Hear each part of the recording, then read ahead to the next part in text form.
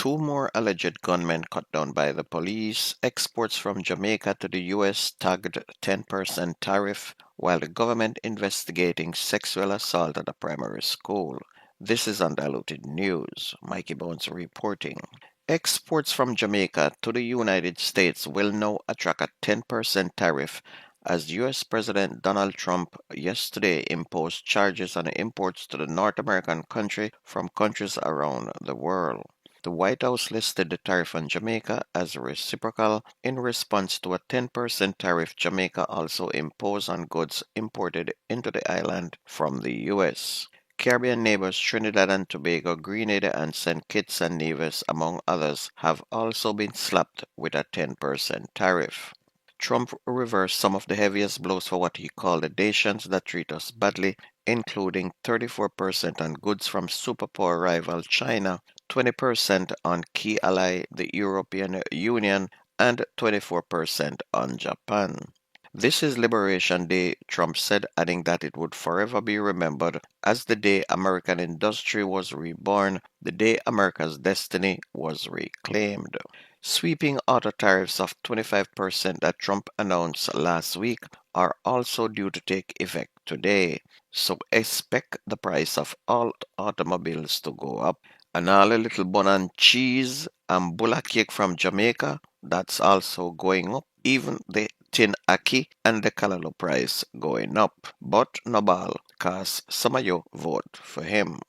The Child Protection and Family Service Agency has intervened in an incident of sexual abuse that took place at Jesse Ripoll Primary School in St. Andrew last month. The incident reportedly occurred on Tuesday, March 11, when it is said a sexual assault took place with an 11-year-old and a 6-year-old.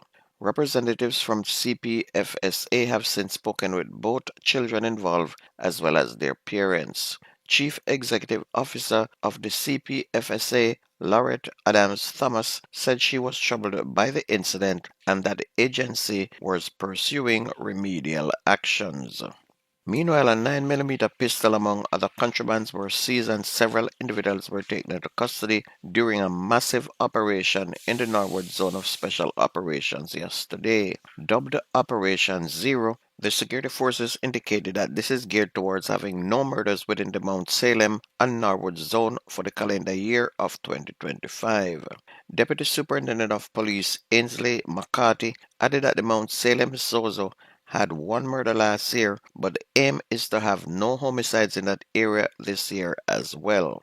However, yesterday the operation was focused on the Norwood Zozo, and DSP McCarthy said that they have reaped some success already. One 9mm pistol and 9 cartridges was found. Meanwhile, the alleged leader of the Elbow Gang, which operates in Central Village, was fatally shot Tuesday morning by the police during a targeted operation in Cassia Park in St. Andrew.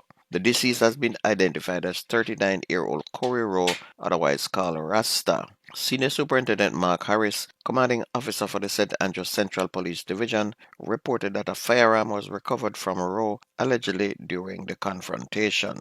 The police also seized more than 150 rounds of ammunition. SSP Harris said the police went to a property at Reese Road sometime after 4 a.m. in the morning when they were met with resistance. The suspect attempted to escape in a car along Cassia Park Road, but the vehicle crashed into the nearby Caribbean Christian Center for the Deaf after he was shot. A subsequent search of the suspect's house reportedly led to the discovery of the ammunition. And a second man was cut down by the police, this time in Montego Bay. Police suspect that the deceased is 24-year-old Daniel McIntosh, who escaped from the Barnett Street lockup in Montego Bay last December. According to the police, an AK-47 rifle was taken from the deceased after the shooting. Reports are that the man was shot after he pointed a firearm at law enforcers conducting a pre-dawn operation at a premises in Cambridge. The operation was carried out as part of efforts to locate a man who escaped from the Barnett Street police lockup in December.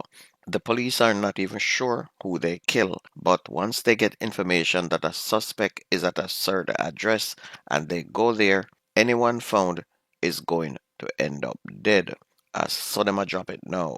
Meanwhile, the Portland police are probing the murder of a man in Buff Bay on Monday night. The man was shot sometime before 9 o'clock meters away from the Buff Bay police station. His identity has not yet been released, and he was shot shortly after being released on bail. So, who knows that he was getting out on bail?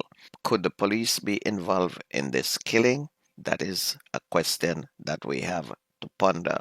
On to sports in games last night. Three teenagers, Miguel Joseph, Rashawn Williams, and Franco Celestine, scored as Mount Pleasant FA beat Veer United 3-0 in their third round Jamaica Premier League game at Wembley Centre of Excellence. 15-year-old Joseph, the Haitian under-17 captain, and Rashawn Williams repaid the confidence of head coach Theodore Whitmore, who handed them their first start, while 17-year-old Haitian national Celestine also scored after coming off the bench in the second half. Portmore United also snapped a two-game winless run with a 1-0 win over Mullines United, while Racing United and Harborview ended 0-0.